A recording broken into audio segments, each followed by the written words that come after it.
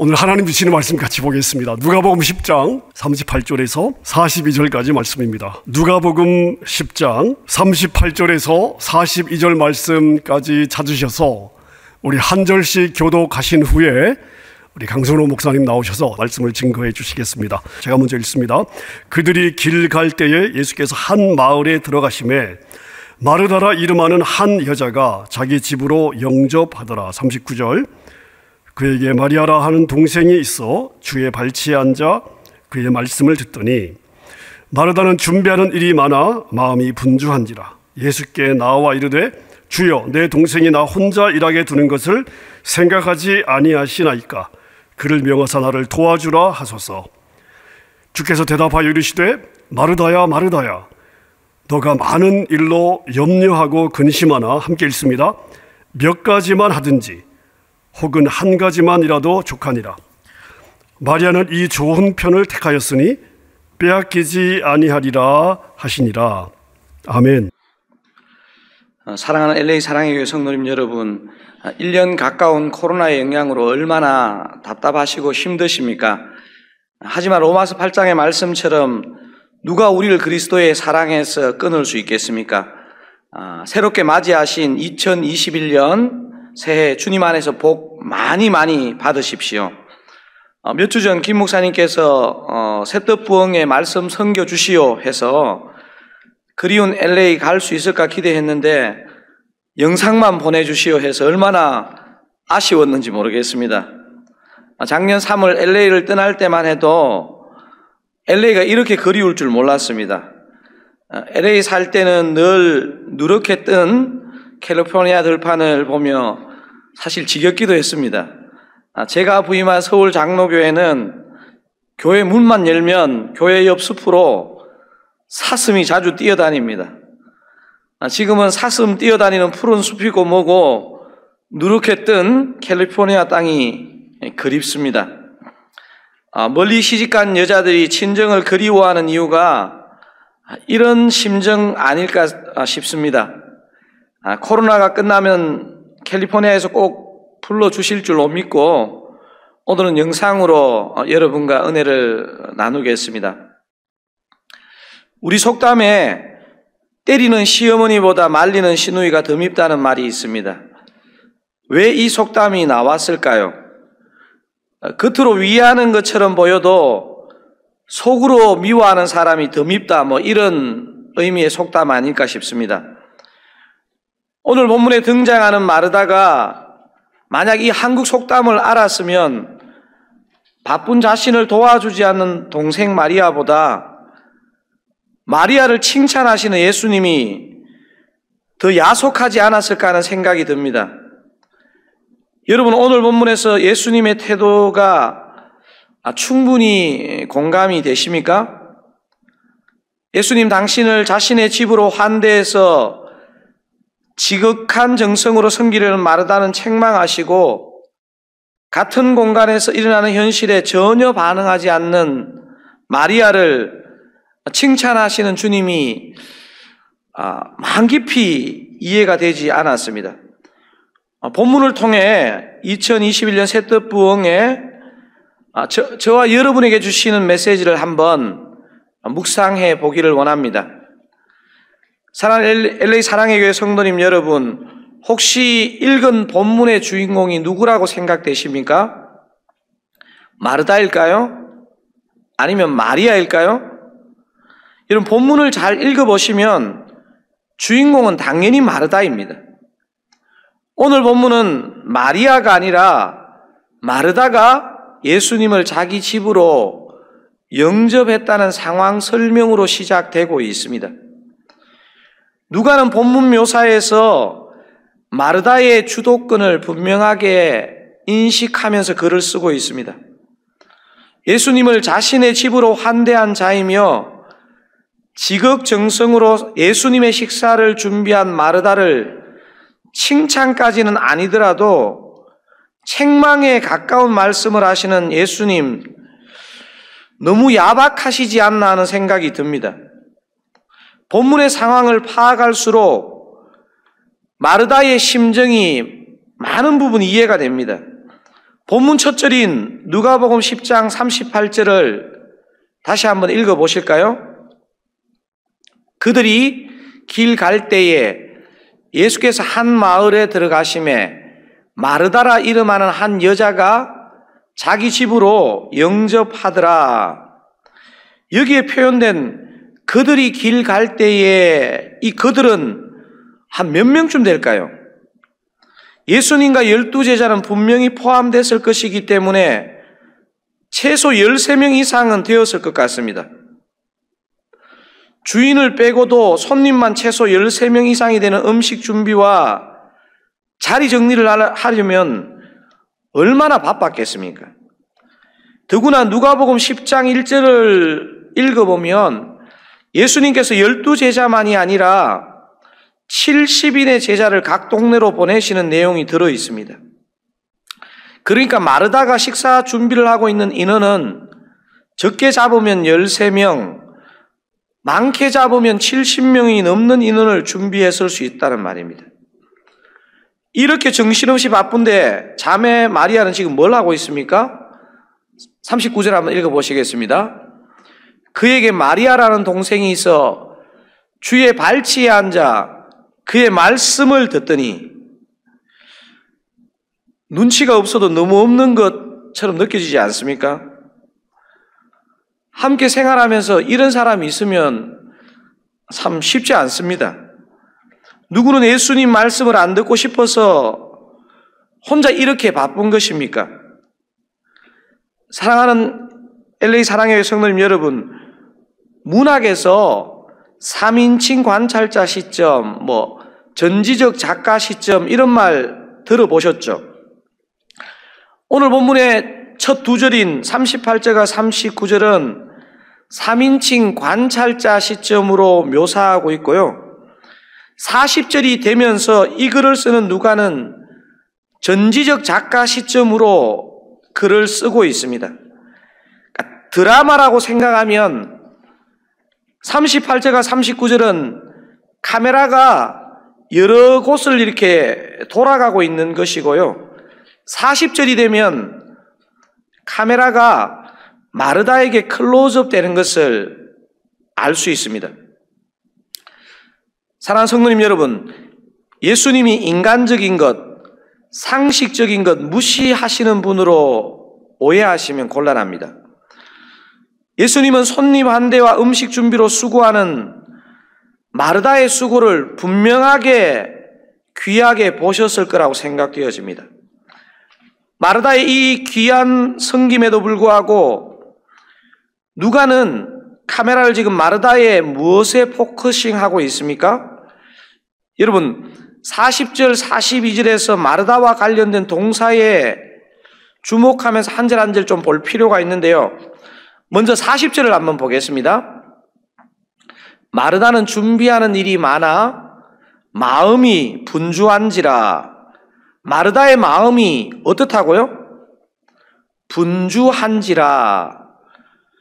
분주한지라, 이게 정말 위험한 요소를 갖고 있는 지점입니다. 그러니까 살다 보면 바쁜 것은 피할 수 없는데 분주한 것을 그냥 놔두면 반드시 문제가 생깁니다. 이 분주한지라에 해당하는 헬라어 페리에스파토는 사방으로 끌려다니다, 이런 문자적인 의미를 갖고 있습니다. 분주한 것 자체를 죄라고 할 수는 없지만 분주함을 그냥 놔두면 반드시 문제를 일으킵니다. 오늘 본문에서도 두 가지 문제를 만들어내는 것을 확인할 수 있는데요. 분주함은 크게 두 가지 문제를 일으켰는데, 하나는 분주한 사람의 내면에 문제를 일으키고 다른 하나는 인간관계의 문제를 일으킵니다. 자, 이 분주함이 이 마르다의 내면에 어떤 문제를 일으키는지 한번 41절을 통해서 확인해 보겠습니다. 주께서 대답하여 이르시되 마르다야 마르다야 내가 많은 일로 염려하고 근심하나. 분주한 마르다에게 그 내면에 어떤 문제가 발생했죠? 염려하고 근심하나. 그렇습니다. 분주함을 잠깐이라도 방치하면 염려와 근심이 우리를 바로 사로잡게 됩니다. 분주함의 또 다른 문제는 뭐라 그랬습니까? 인간관계의 문제를 발생시킵니다. 40절이 오늘 본문에서 제일 긴 절인데요. 그 이유가 있습니다. 이 분주함이 어떤 인간관계의 문제를 일으키는지를 이 안에 담고 있기 때문에 그렇습니다. 여러분 40절 같이 한번 읽어보시겠습니다. 마르다는 준비하는 일이 많아 마음이 분주한지라 예수께 나아가 이르되 주여 내 동생이 나 혼자 일하게 두는 것을 생각하지 아니하시나이까 그를 명하사 나를 도와주라 하소서. 조금 전 분주함을 방치하면 내적으로 어떤 문제가 생긴다고 말씀드렸죠? 염려와 근심이 몰려옵니다. 우리는 방금 40절을 통해서 분주함을 방치하면 인간관계에도 문제가 생기는 것을 확인할 수 있습니다. 누가가 마르다의 심리를 묘사하는 동사를 직접 사용하지는 않았지만 마르다의 말 속에 동생에 대한 짜증과 화가 확 묻어 있다는 것을 우리 느낄 수 있습니다. 주여, 내 동생이 나 혼자 일하게 두는 것을 생각하지 아니하시나이까? 그러니까 예수님 한 소리 해달라는 거죠. 뭐 이런 눈치 없는 인간이 있습니까? 이런 화와 짜증이 잔뜩 묻어 있습니다. 사랑하는 LA 사랑의 교회 성도님 여러분 혹시 요즘 짜증과 화를 많이 내시지 않습니까?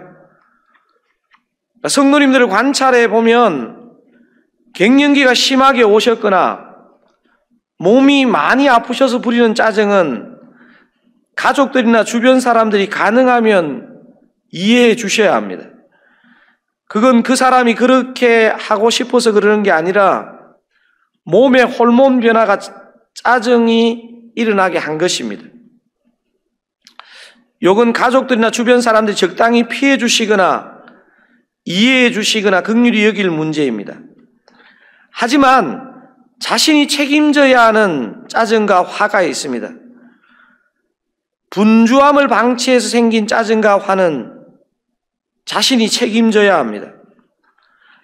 이렇게 생긴 짜증과 화는 참으려고 하면 짜증이 더 폭발하는 특징이 있습니다.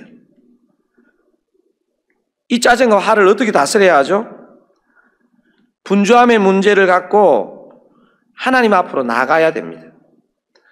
다시 한번 말씀드리지만 분주함 자체는 죄가 아니지만 그냥 놔두면 하나님 자신의 내면에 염려를 불러일으키고 다른 하나는 사람과의 관계에서 짜증을 부려서 관계에 어려움을 가져온다는 사실입니다. 오늘 본문을 잘 묵상해 보시면 이 분주함을 방치하는 것이 문제가 되는 것은 사람과의 관계에만 짜증을 부리는 게 아니고 하나님과의 관계에서도 짜증을 부린다는 사실입니다. 여러분 40절을 이런 관점을 가지고 다시 한번 읽어보면 좋겠습니다. 40절입니다. 마르다는 준비하는 일이 많아 마음이 분주한지라 예수께 나아가 이르되 주여 내 동생이 나 혼자 일하게 두는 것을 생각하지 아니하시나이까 그를 명하사 나를 도와주라 하소서. 주님을 환대하고 주님을 잘 접대하려던 그 선한 마음이 주님에게까지 화를 내는 지경에 이른 것입니다. 여러분 오늘 본문을 묵상하시며 마르다가 화를 잘 내는 사람으로 그런 특별한 사람으로 몰고 가시면 곤란합니다. 그러니까 선한 마음, 선한 의도로 시작된 일이라 할지라도 분주함을 방치하시게 되면 누구나 이 지점까지 간다는 것을 누가는 기록하고 싶었습니다. 사랑하는 LA 사랑의 교회 성도님 여러분, 마르다의 문제를 좀 아시겠습니까? 그러니까 마르다의 분주함이 문제가 되는 것을 간단한 도식으로 만들면 이렇습니다. 마르다의 분주함은 첫 번째 내적인 염려를 불러일으켰고요. 두 번째 인간관계에서 짜증을 불러일으켰고 가장 심각한 문제, 주님과의 관계에서 짜증을 내고 관계의 문제를 만든다는 것입니다. 이제 우리는 마르다의 동생 마리아를 좀 생각해 볼 차례입니다. 언니가 짜증 폭발할 분주한 상황에서도 넉넉고 예수님 말씀을 듣고 있는 마리아는 도대체 어떤 사람일까요? 오늘 본문에 나오는 마리아의 묘사를 다시 한번 제가 읽어보겠습니다. 39절입니다. 그에게 마리아라는 동생이 있어 주의 발치에 앉아 그의 말씀을 듣더니, 방금 읽은 39절이 무엇을 의미하고 이게 도대체 어떻게 가능할까요? 이 마리아가 도대체 어떤 사람이기에 친언니가 막 이렇게 짜증을 내는데도 전혀 신경 쓰지 않고 자기 일에 집중력을 보이는 것일까요? 여러분, 성경의 여자 이름 중에 가장 종류가 많고 헷갈리는 이름이 마리아입니다. 여러분, 성경에 마리아 많이 나옵니다. 이 마리아는 구약에 나오는 모세의 누이 이름이었던 미리암이라는 히브리어에서 나온 단어입니다. 본문에 마리아를 일곱 귀신 들렸다 난 막달라 마리아로 보는 그런 사람들도 있는데, 이것은 제가 볼 때 별로 가능성이 없는 추측입니다. 성경 본문의 비교를 통해서 볼 때 오늘 본문에 나오는 이 마리아는 예수님의 발에 당시 노동자 1년 품삯에 해당하는 향유를 부은 마리아가 확실해 보입니다. 도대체 예수님께 어떤 은혜를 입었기에 여러분 1년 품삯에 해당되는 향유를 깨뜨려 주님께 부은 것이며, 오늘 본문에서 모든 상황에 눈을 닫은 사람처럼 그 한 사람의 말씀에 귀 기울이고 있는 것일까요? 여러분, 누가복음 7장을 한번 쭉 저와 함께 읽어보시면요, 특별히 여러분 제가 빨간 글씨를 표시했는데 그 부분에 유의하시면서 제가 36절 여러분 37절 한번 교독해 보겠습니다.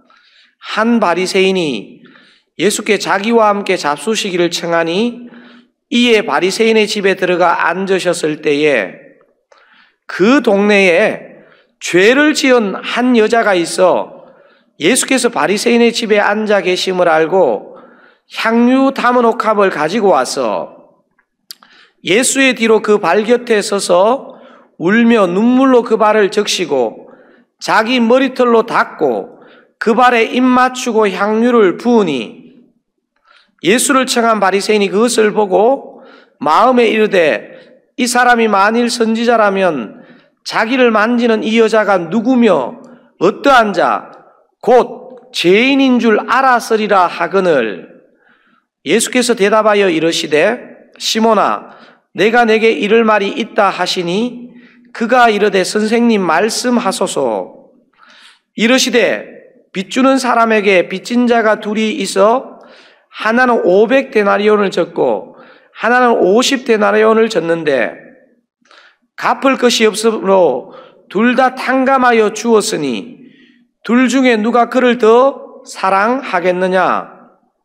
시몬이 대답하여 이르되 제 생각에는 많이 탕감함을 받은 자니이다. 이르시되 내 판단이 옳다 하시고 그 여자를 돌아보시며 시몬에게 이르시되 이 여자를 보느냐? 내가 내 집에 들어올 때에 너는 내게 발 씻을 물도 주지 아니하였으되 이 여자는 눈물로 내 발을 적시고 그 머리털로 닦았으며 너는 내게 입 맞추지 아니하였으되 그는 내가 들어올 때로부터 내 발에 입 맞추기를 거치지 아니하였으며 너는 내 머리에 감람유도 붓지 아니하였으되 그는 향유를 내 발에 부었느니라. 여러분 47절 잘 보십시오. 이름으로 내가 내게 말하노니 그의 많은 죄가 사하여 줬도다. 이는 그의 사랑함이 많음이라. 사함을 받은 일이 적은 자는 적게 사랑하느니라. 이에 여자에게 이르시되 내 죄사함을 받았느니라 하시니 함께 앉은 자들이 속으로 말하되 이가 누구이기에 죄도 사하는가 하더라. 함께 읽으실까요? 예수께서 여자에게 이르시되 내 믿음이 너를 구원하였으니 평안히 가라 하시니라. 아마 이 마리아가 여러 성경학자들에 의하면 창녀로 살았던 여자로 보입니다. 그의 죄를 씻음 받은 것에 대해서 이 주님의 말씀을 자기 생명처럼 여기는 거죠. 사랑하는 LA 사랑의 성도님 여러분, 오늘 본문의 마리아가 왜 모든 걸 잊은 사람처럼 주님의 말씀에 귀 기울이게 되는지 이해가 좀 되십니까? 오늘 본문인 누가복음 10장에서 마리아가 어떻게 주님의 말씀을 듣는다고 묘사합니까? 주의 발치에 앉아 그의 말씀을 듣더니 이렇게 기록하고 있습니다. 발치에 앉아라는 표현은 사도행전 22장에서 바울이 말한 나는 가말리엘 문화에서 우리 조상들의 율법에 엄한 교훈을 받았고 하는 이 가말리엘의 문화에서라는 이 문화에서라고 번역된 헬라어와 같은 표현입니다. 즉 이 발치에라는 이 표현은요, 누구누구의 제자라는 것을 의미합니다. 여성인 마리아가 예수님 발치의 말씀을 경청하는 것은 당시 문화에서 약간 충격적인 광경입니다. 여자가 남자의 발 아래서 이런 것은 좋은 광경이 아닙니다. 선생의 발 아래 앉아서 듣고 배우는 것은 이 시대는 젊은 남자들의 특권이었습니다. 그러나 주의 발치에 앉아 그의 말씀을 듣더니라는 것은 마리아가 어떤 남자 제자보다 진정한 주님의 제자가 된 것을 명확하게 증명해 주는 표현입니다. 사랑하는 LA 사랑의 성도님 여러분, 저와 여러분이 지금 살펴보고 있는 본문은요, 이 누가복음에서 제자도라는 그 문맥에서 나오는 본문입니다. 제가 자막으로 한번 준비해 봤는데 지금 이 문맥이 어떻게 되어 있느냐 하면 누가복음 9장 51절에서 11장 13절은 제자도라는 주제로 꿰어지고 연결되고 있습니다. 그래서요, 10장 25절에서 37절, 오늘 본문의 바로 전문맥인 이 선한 사마리아 사람의 비유는 이웃사랑, 다른 말로 하면 말씀 순종을 얘기하고 있고요. 제자로서 저렇게 해야 된다는 거죠. 오늘 본문에 해당되는 10장 38절에서 42절 마르다와 마리아 본문은 하나님 사랑, 말씀 경청을 얘기해 주고 있습니다. 그리고 11장으로 넘어가면서 기도에 대해서 주님이 가르쳐 주시는 하나님을 신뢰함으로 기도하는 것에 대해서 얘기하고 있습니다. 그러니까 누가복음 9장 51절에서 11장 13절은 제자도라는 한 주제로 깨어진다는 사실입니다. 핸드릭슨이라는 성경학자가 이런 설명을 했습니다. 이웃에 대한 능동적인 사랑은 훌륭하다. 그러나 주님의 말씀을 듣고 실천하는 것도 필수적이다. 선한 사마리아인의 비유는 제2계명을 강조하는 반면 지금 이야기는 제1계명을 강조하고 있다고 말할 수 있을 것이다. 내 이웃을 사랑하라는 것에는 하나님의 말씀을 주의하라는 것이 뒤따른다. 이렇게 핸드릭슨이 큰 두 계명, 이웃 사랑과 하나님 사랑을 이 본문의 문맥이 포함하고 있다는 것입니다. 언뜻 보면 선한 사마리아인의 비유는 구원을 위해 선행을 강조하는 것처럼 그렇게 보고, 오늘 본문은 선행이 아니라 구원의 말씀을 듣는 것을 강조하는 것처럼 그렇게 보이지만 둘은 모양이 다른 한 가지 진리를 말합니다. 그래서 선한 사마리아인 비유와 마리아 마르다 본문은 말씀의 청종이라는 한 주제로 꿰어진다는 것입니다. 전문맥 선한 사마리아인 비유와 오늘 이 마르다 마리아 본문은 말씀의 청종이라는 한 주제로 깨어지는 것이지, 하나는 선행을 강조하고 하나는 말씀의 경청을 강조하는 것이 아니라는 사실입니다. 오늘 본문에서 예수님은 단순히 마르다를 책망하고 마리아를 칭찬하는 것이다, 이렇게 그냥 단순 논리로 생각하시면 곤란합니다. 분명히 마르다에게 귀한 점이 있었습니다. 예수님을 기꺼이 자신의 집으로 영접했고 그 예수님과 그 함께하는 무리들을 극진히 섬기기 위해서 준비한 일, 이 얼마나 귀한 일입니까? 하지만 마르다에게 이 중요한 섬김 가운데 중요한 것이 빠졌습니다. 그것이 바로 마리아의 모습에서 발견되고 있습니다. 마리아는 예수님의 발 아래 앉아 말씀을 듣는 좋은 것을 선택했습니다. 사랑하는 LA 사랑의 성도님 여러분, 우리는 1년 가까운 코로나라는 눈에 보이지도 않는 바이러스로 인해서 삶의 모든 모습이 뒤틀리고 바뀌었습니다. 코로나가 왜 온 지구촌을 덮었는지 한마디로 규정하기는 어렵지만 하나님이 허용하신 것은 분명합니다. 백신이 보급되고 있지만 교회에 나와서 하는 정상적인 예배와 사역은 아마도 금년 상반기도 쉽지 않아 보입니다. 여러분은 마르다 마리아 자매의 오늘 메시지를 어떻게 받으시겠습니까? 이 설교를 준비하는데 2006년 신학대학원 1학년 때가 문득 생각났습니다. 버티다 더 이상 버틸 수 없는 주님의 강건하심으로 30대 후반에 진짜 막 억지로 신학교에 입학했습니다. 주님이 이렇게 인도하셨으면 멋진 사역지를 허락하셔야 되는데 1년 가까운 시간 사역지를 허락하지 않으셨습니다. 20대 동생들도 다 전도사님으로 불리는데 30대 후반인 저의 그 당시 유일한 직분은 신학교 반장이었습니다. 여러분 반장 아십니까? 반장? 저의 영광스러운 직분 반장이었습니다. 새아이 아빠로 늦깎이의 나이에 신학생이 되었는데 사역지가 없다는 것이 때로는 참 힘들었습니다. 아무것도 할 수 없었던 그 1년은 힘들기도 했지만 제 인생, 아니 제 사역에 있어서 꼭 필요한 시간이었습니다. 그 1년을 통해서 그간 오랫동안 세상 방식으로 살아온 독소들이 제 영혼에서 빠져나가는 은혜를 느끼는 시간이었습니다. 무엇보다 감사했던 것은 온전히 주님의 말씀을 듣는 시간이었고 그 말씀 하나와 씨름하며 하나님 앞에 나아가는 시간이었습니다. 오직 하나님의 말씀을 듣고 하나님과 독대하는 1년의 시간을 가진 후 저는 지난 10여 년간 분에 넘치는 은혜와 사랑을 받으며 오늘까지 잘 달려왔습니다.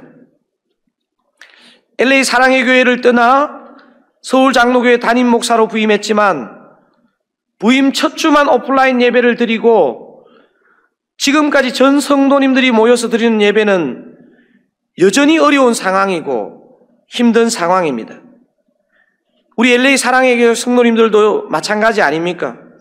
아니 어떻게 보면 지금 LA는 이 코로나의 영향이 제가 있는 이 동부보다 훨씬 심각하게 그렇게 느껴집니다. 코로나로 인해 이전 삶의 질서가 다 틀어진 이 시간이야말로 정말 하나님의 말씀 앞에 설 시간입니다. 사랑하는 LA 사랑의 교회 성도님 여러분, 이제 새해가 되었고 하루가 시작될 때 성경을 펴시고 우리 주님의 음성을 들을 때입니다. 성경의 활자만을 그냥 기계적으로 읽으시는 것이 아니고 기도하시면서 살아계신 하나님의 음성을 들으실 때입니다. 나도 모르게 그동안 내 영혼에 자연스럽게 받아들인 세상의 바이러스를 물리치셔야 할 시간입니다. 사랑하는 LA 사랑의 성도님 여러분, 여러분이 조만간 코로나 바이러스를 막을 백신도 맞으셔야겠지만 우리 영혼의 백신인 하나님의 말씀, 하나님의 음성을 생생하게 들으시는 2021년 되시기를 주님의 이름으로 축원드립니다. LA 사랑의 교회의 적으로도 새로운 말씀의 부흥운동이 일어나기를 기도하고 그렇게 소원합니다. 그간 우리 LA 사랑의 교회 말씀으로 부어주신 은혜가 크지만 이 말씀이 새롭게 우리 개인과 교회의 부흥으로 연결되는 역사가 있어야 하겠습니다. 온라인으로 나누는 다락방이지만 정말 생명의 말씀이 나누어지고 정말 사랑의 역사가 일어나기를 그렇게 바랍니다. 너무도 익숙해진 성경방에 다시 생명의 불, 성령의 불이 다시 활활 타오르기를 바랍니다. 제자훈련, 사역훈련에서 말씀으로 변화되는 많은 영혼들이 세워지는 은혜가 있기를 바랍니다. LA 사랑의 교회 모든 예배와 강단마다 우리 사랑하는 성도님들 한 분 한 분의 심령에 생명의 말씀, 능력의 말씀이 강력하게 역사하는 은혜가 있기를 주님의 선하신 이름으로 축원드립니다.